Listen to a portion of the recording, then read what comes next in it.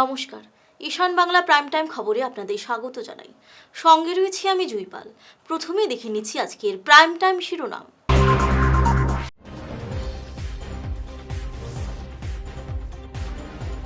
পুর নিগমে প্রার্থী হতে অহেতুক প্রচার নয়, কড়া বার্তা মন্ত্রী কৌশিকের।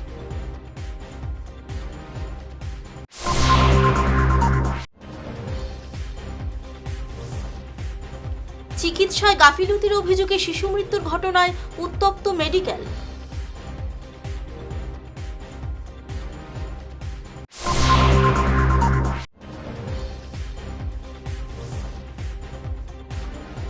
অবৈধ বালিপাথর পাচার রুখতে পথে নামলেন ব্যবসায়ীরা।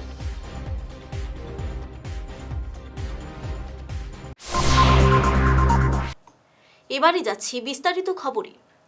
শিলচর পুর নিগম নির্বাচনকে সামনে রেখে দলীয় কর্মীদের কড়া বার্তা দিলেন মন্ত্রী কৌশিক রায়। তিনি স্পষ্ট করে দিয়েছেন, প্রার্থী হওয়ার আকাঙ্ক্ষা নিয়ে অহেতুক জল্পনা কল্পনা বা প্রচার চালিয়ে কোনো লাভ নেই। কৌশিক দলীয় কর্মী ও সমর্থকদের স্মরণ করিয়ে দিয়ে বলেন, নির্বাচন সংক্রান্ত যাবতীয় সিদ্ধান্ত গ্রহণের চূড়ান্ত ক্ষমতা শুধু প্রদেশ নেতৃত্বের গঠিত নির্বাচন কমিটির হাতে ন্যস্ত।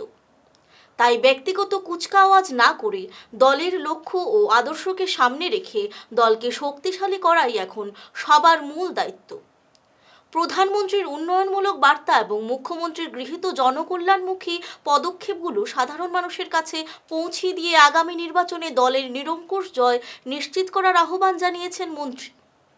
বেশি সক্রিয় করুন এই অনুরোধ রাখছি। ভোটার লিস্ট গত পরশুদিন 15 তারিখে ড্রাফট ফাইনাল ভোটার লিস্ট ইতিমধ্যে বেরিয়েছে। 2,70,000 ভোটার এই ভোটার লিস্টে শিলচর পৌর নিগমে এবার নিজের ভোটাধিকার প্রয়োগ করবেন। নিজের ওয়ার্ডে যে ভোটার লিস্ট আছে সেগুলোকে একটু আপনারা দেখুন, কি আছে কিভাবে আছে সেগুলো একটু আমরা দেখি, আর তারপরে নিজেকে যাতে নির্বাচনের জন্য আমরা তৈরি করি। প্রার্থী কে হবেন কে না সে নিয়ে অনেকে আলাপ আলোচনা করেন, সে বিষয় নিয়ে আলাপ আলোচনা করে কোনো লাভ নেই।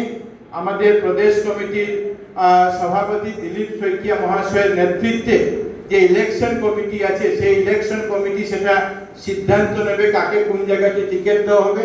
আমরা কেউ আপনাদেরকে টিকিট দিতে পারবে না, জেলা সভাপতি শুধু নামগুলোকে রিকমেন্ড করবেন, উনিও সেখানে ওনার মতামত দেবেন, কিন্তু প্রার্থী হওয়ার আশা নিয়ে নয়। পৌরসভায় যাতে আমরা প্রথমবার পৌর নিগমের নির্বাচন হবে, আর এই পৌর নিগমের নির্বাচনে যাতে আমরা 100% রেজাল্ট করে যাতে মুখ্যমন্ত্রী মহাশয়কে আমাদের মোদিজিকে যাতে আমরা উপহার দিতে পারি, মোদিজিকে এবং মুখ্যমন্ত্রী মহাশয়কে দুজনকে আমরা উপহার দিতে পারি, এই লক্ষ্য নিয়ে আপনাদেরকে কাজ করার জন্য আমি অনুরোধ করছি। শিলচর মেডিকেল কলেজ ও হাসপাতালে চিকিৎসায় গাফিলতির অভিযোগে উত্তপ্ত পরিস্থিতির সৃষ্টি হয়ে আছে। সোনাইয়ের বাসিন্দা 11 মাসের আজাদ হোসেন লস্করকে শারীরিক সমস্যার জন্য শনিবার হাসপাতালে ভর্তি করা হয়। পরিবারের অভিযোগ, নার্সের দেওয়া একটি ইনজেকশনের পরই শিশুটির শারীরিক অবস্থার দ্রুত অবনতি ঘটে এবং পরবর্তীতে আইসিইউতে তার মৃত্যু হয়। এই ঘটনায় কর্তব্যরত চিকিৎসক ও নার্সের বিরুদ্ধে গাফিলতির অভিযোগ তুলে ক্ষোভে ফেটে পড়ে পরিবার। পরিস্থিতি নিয়ন্ত্রণে আনতে পুলিশ ঘটনাস্থলে উপস্থিত হয়। সেটা হইল গিয়া দক্ষিণ মন 11 মাসের বাচ্চা, তো বালাবাড়ি শরীর 2টা ভুটা ফুটেছিল, তা সামান্য তা মেডিকেল আনা হয়েছিল আজকে 3টার সময়। আনার বাদে তারা ইঞ্জিনিয়ারটা মাসে বাচ্চারা জ্বর সারাচ্ছে, বাচ্চা পুরা পালা, আমার কাছে ভিডিও আছে, বাচ্চা পুরা খেলে আর কোনো অসুবিধা নাই। তারা কইছেন রক্ত টেস্টটা পুরা সারাই দিব আমরা। এর 3 ঘন্টা পরে বাচ্চা খেলার বেডের মাঝে বাচ্চা পুরা খেলা, আমার কাছে পুরো ভিডিও আছে। পরে তারা কইছে রিপোর্টটা তোমরা রিপোর্টটা দেখে তোমরা ছাড়াই দিন। এর মধ্যে নার্সটা কোথায় থেকে আইয়া একটা ইঞ্জেকশন লেগে গেছে বাচ্চারা মারতো, মা তার বাদ মা না আমার বাচ্চা ভালো হয়ে গেছে, আমার ইঞ্জেকশন এখন লাগতো না। আর একটু আগে ইঞ্জেকশন মারা হয়েছে 2টা, এখন আমার ইঞ্জেকশন লাগতো না। নার্সিং মানছে না, জোরে মারছে, এত যেগুলো সিরিঞ্জ লাগাই এটার মধ্যে ইঞ্জেকশনটা যার না জোরে যাওয়াইছে এই মেয়েটায়। এরপরে সময় ইঞ্জেকশন মানে আই গেছে, বাচ্চাটা দরকার লাগাই দিয়েছে, মেয়েটা রাখিল, ম্যাডাম আমার বাচ্চাটা কিতা খাওয়াতে হোক বলে না, আমরা আইতে পারতাম না, আমরা আইতে পারতাম না, তুই আয় বাচ্চা লইয়া। 2-3 বার পর বাদে আমার মেয়েটা বাচ্চা লই বাইরে আইছে, তার যেন বোয়াতে কেন বাচ্চাটা লইয়া বাইরে আইছে, বাচ্চাটা মারা গেছে।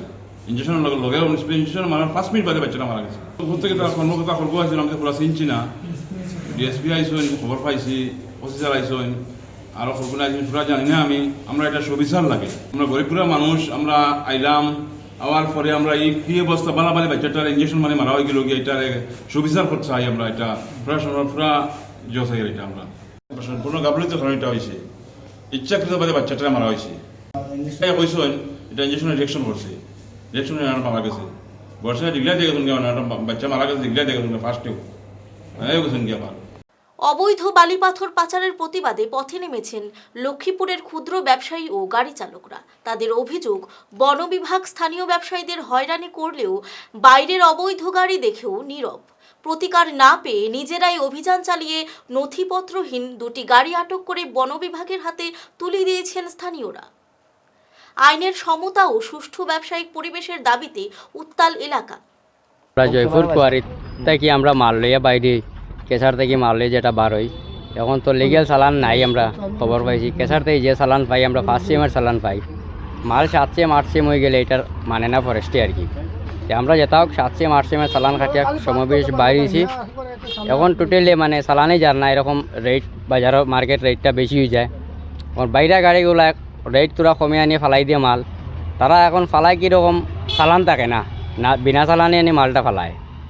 তারা উদারবন কোন সাইড থেকে মালগুলো লইয়া আয়, তো কোনো গাড়ি 5 CMের চালান লয়, 10 CM 12 CM মাল লইয়া আয়। তখন আমরা ফরেস্টে বাঁকা একবার কইছি এরকম লক্ষ্মীপুর লেঞ্জ। আজকেও আমরা সব মিলিয়ে আমরা ছোটো গাড়ি ড্রাইভার এন্ডিভেন সব মিলিয়ে আইলাম। তারা একটা কমপ্লেন দিলাম যে ওরকম আমরা তো মাল সাল রানতে পারিয়েন না। কেশারের চালান যেটা আছে 5 CMের চালান, 5 CM যারা তো চালান দেয় না। ছোটো গাড়িগুলো তো 1 CM 1.5 CM মালটা নিই আমরা। 1 CM 1.5 CM মালের মধ্যে 5 CMের চালান লইলে তো চলা মুশকিল। এখন আমরা চাই আর কি যে উদারবন সাইডে যে আনলিগেল গাড়িগুলো ঢুকিয়ে আইয়া এই গাড়িগুলো দরিয়া ঢুকাকুত। এদিকেরও যদি আনলিগেল বন্ধ হয় তো আমরা দিকে রেট উঠবো, আমরা দিকে রেটটা তোরা বাড়াই, আমরা বেচতে পারবো, আমরাও চলতে পারবো, তারাও চলো, কোনো অসুবিধা নাই। ফরেস্টে এগুলো ধরে না ধরার কারণে তো এগুলো মাল ফালাই যায় কি। তো এর কারণে তো আমরা ইনফরমেশন করছি 2-1 গাড়িটা ধরা হয়েছে না। আজকে যে সময় আমরা আইছি সব মিলিয়া, আজকেও হয়েছি, আজকে ধরুন আমরা সব আসি। স্যারের এখানে আইলাম তো স্যার নাই, তো তারা স্টাফগুলো আসলে স্টাফে কইছেন যে আমরা তো স্যার নাই, স্যারের অর্ডার ছাড়া ধরতে পারতাম না। তো আমরা কইছি ঠিক আছে আমরা সবাই মিলিয়ে গাড়ি ধরমু, আপনারা ইনফরমেশন দিমু, গাড়ি কিন্তু আনতে লাগবে। তারপরে গিয়ে আমরা ফালেরবন সাইডিংও ধরছি একটা বড় গাড়ি, 10 CMের গাড়ি। ধরার পর ইনফরমেশন দিছি, ফরেস্টের সঙ্গে শুন না আমরা ঘুরে গাড়ি লইয়াই গেছি। তারপরে একটু পরে আবার পাইছি আমরা কৌশিক স্যারের ঘরের পাশের বাড়িটায় একটা 2 CMের গাড়ি আরও মাল ফালাইছে, লইয়া আইছে, খালি ফালাইছে না। আমরা এটা ইনফরমেশন। এবারে খবরে নিচ্ছি সামান্য বিরতি। শহর বদলায়, ফ্যাশন বদলায়, কিন্তু কিছু আবেগ চিরকাল অমলিন। শিলচরের খান জুয়েলার্সে পা রাখতেই সেই আভিজাত্যের ছোঁয়া অনুভব করলাম। শান্ত পরিবেশ, মার্জিত ডেকোরেশন আর হীরা সোনার এক অনন্য সংগ্রহ। প্রতিটি গয়না যেন নিখুঁত শিল্পকর্ম। আধুনিক এক্সক্লুসিভ ডিজাইনের সঙ্গে রয়েছে 51 বছরের অটুট বিশ্বাস ও ঐতিহ্য। মায়ের জন্য ভালোবাসার উপহার হোক বা জীবনের বিশেষ মুহূর্ত, খান জুয়েলার্স মানেই স্মৃতিকে করে তোলা আরও মূল্যবান। আপনি কবে আসছেন আপনার প্রিয় মুহূর্তটি সাজাতে? আপনার হাসিকে আরও উজ্জ্বল এবং সুন্দর করতে বরাক উপত্যকায় এখন সবচেয়ে উন্নত dental care SR dental studio. আমরা নিয়ে এসেছি সম্পূর্ণ ডিজিটাল ডেন্টাল ইকোসিস্টেম। আমাদের পরিষেবা একাধারে অ্যাডভান্সড, অ্যাকিউরেট এবং অ্যাসিওর্ড। আর আপনার জন্য রয়েছে একটি বিশেষ সুযোগ। আমাদের স্টুডিওতে দাঁতের চেকআপ করানো যাবে সম্পূর্ণ বিনামূল্যে। আপনাদের অনুরোধে আগামী 31 জুলাই পর্যন্ত এই সময়সীমা বাড়ানো হয়েছে, তাই দেরি না করে আজই চলে আসুন। আমাদের ঠিকানা শিলচর রঙিরখাড়ি পয়েন্ট, SR মেট্রোর উপরতলায়। বিস্তারিত জানতে ফোন করুন 8638246619 নম্বরে। SR ডেন্টাল স্টুডিও, আধুনিক হাসির নয়া ঠিকানা। জারুলতলা রানীঘাট সড়ক সংস্কারের ভিত্তিপ্রস্তর স্থাপন করে মুখ্যমন্ত্রী হিমন্ত বিশ্ব শর্মার প্রশংসা করলেন বিধায়ক কিশোরনাথ। 3,45 লক্ষ টাকা ব্যয়ে এই প্রকল্প বাস্তবায়নে মুখ্যমন্ত্রীর দূরদর্শী নেতৃত্বের কথা তুলে ধরেন তিনি। কাজের গুণগত মান বজায় রাখার পাশাপাশি অসমমালা প্রকল্পের আওতায় এলাকাবাসীর যে কোনো প্রয়োজনে পাশে থাকার আশ্বাস দিয়েছেন বিধায়ক। 3,45 লক্ষ টাকা, আর এই রাস্তা ইতিমধ্যে শিলান্যাস হয়েছে। আর আশা রাখছি এই রাস্তা যেটা কাজ হবে গুণগত মানে রেখে কাজটা হবে। আর রাস্তার দুই ধারে ড্রেনের ব্যবস্থাও রয়েছে। আর এই রাস্তাটা খুব মানে সময়ের মধ্যেই যতদিন সময়সীমা দেওয়া আছে সময়সীমার মধ্যে সম্পূর্ণ করা হবে বলে আমি আশা রাখছি। যার জন্য আজকে আমি এখান থেকে আমাদের আসামের মাননীয় মুখ্যমন্ত্রী ডক্টর হিমন্ত বিশ্ব শর্মা মহাশয়কে ধন্যবাদ দিচ্ছি যে উনারই চেষ্টায় উনারই যে আমাদের সঙ্গে যে বলেছেন বা আসামের জনগণকে যে বলেছেন যে কথাগুলো যে উনি সবসময় বলেন যে উন্নয়ন, সেই উন্নয়নের একটা প্রথম আমরা দেখতে পাচ্ছি। আমি বিধায়ক হওয়ার পর এই সবচেয়ে প্রথম এই পিডব্লিউডি রাস্তার একটা আজকে শিলান্যাস করা হলো, যার জন্য মাননীয় মুখ্যমন্ত্রী মহাশয়কে আমি ধন্যবাদ জ্ঞাপন করছি। আরো একটা কথা হয়েছে, মানে আমরা বরকল্লা কনস্টিটিউন্সি লেভেল একটা সার্কেল অফিসের এই মুহূর্তে আমরা জানছি যে বাজেট পাচ্ছি।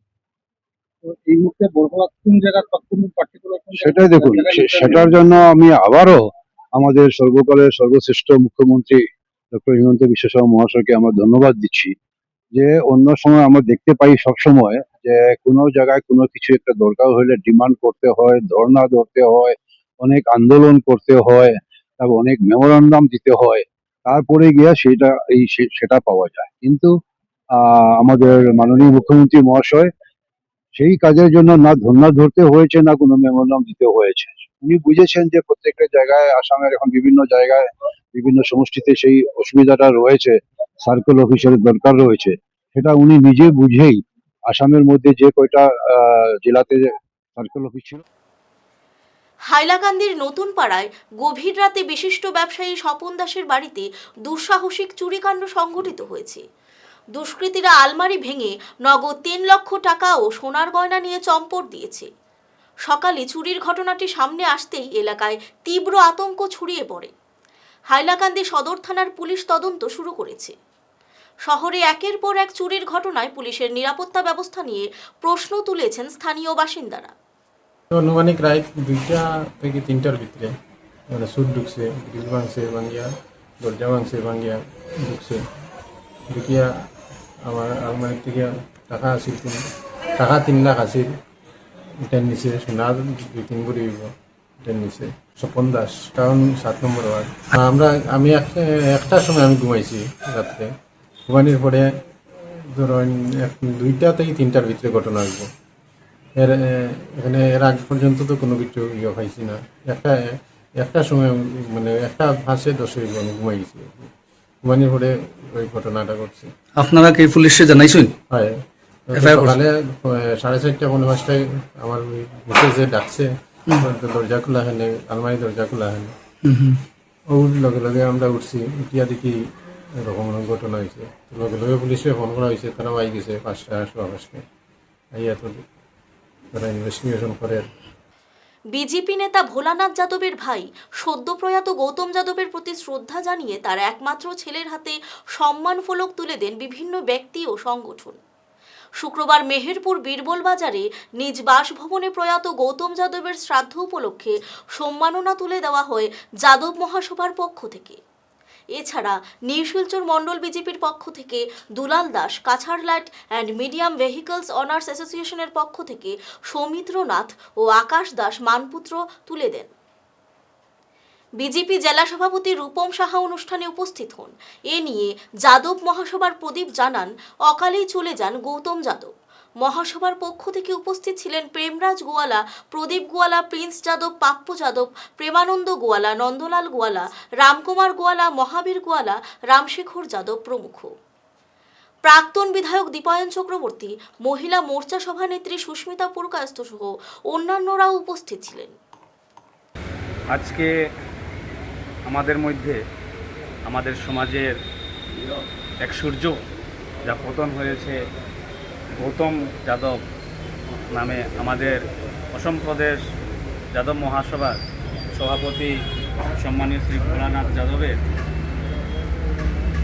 ছোট ভাই, উনি আমাদেরকে ছেড়ে পরলোক গমন করেছেন, যা আমরা ওনার আত্মার চিরশান্তি কামনা করি। তৎসঙ্গে আমরা এই সমাজে প্রত্যেকজন সদস্য ওনাদের পাশে থাকব বলে আমরা অঙ্গীকারবদ্ধ এবং আশা রাখি যে আমরা দুঃখে সুখে যেভাবে কোনো কিছু যদি হয় আমরা ওনার পরিবারের সাথে থাকব। আজকে উনি আমাদের মধ্যে নেই, এই গভীর শোক যা আমাদের কোনো দিন পূরণ হবে না এবং এই ক্ষতি আমাদের অত্যন্ত ক্ষতি বলে আমি মনে করি এবং আমরা সবাই এখানে সমাজের প্রত্যেকজন সদস্য যাদব মহাসভা থেকে এসেছেন। ওনারা সবাই আত্মা শান্তির জন্য কামনা করেছেন এবং যথাসাধ্য হিসাবে আমরা এক আর্থিক আমাদের সমাজের তরফ থেকে সহায়তা করেছি এবং আগামী দিনেও আমরা করে যাব। ধন্যবাদ। শেষ করার আগে আবারও দেখে নিচ্ছি আজকের প্রাইম টাইম শিরোনাম।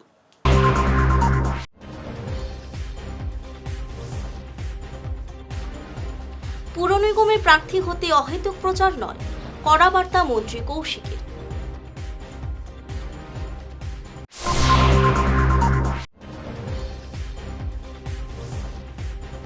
চিকিৎসায় গাফিলতির অভিযোগে শিশু মৃত্যুর ঘটনায় উত্তপ্ত মেডিকেল।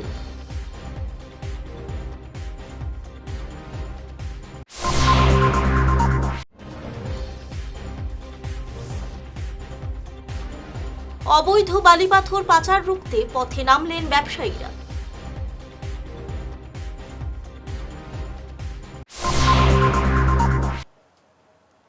আজকের মতো ঈশান বাংলা প্রাইম টাইম খবর এই পর্যন্ত। নমস্কার।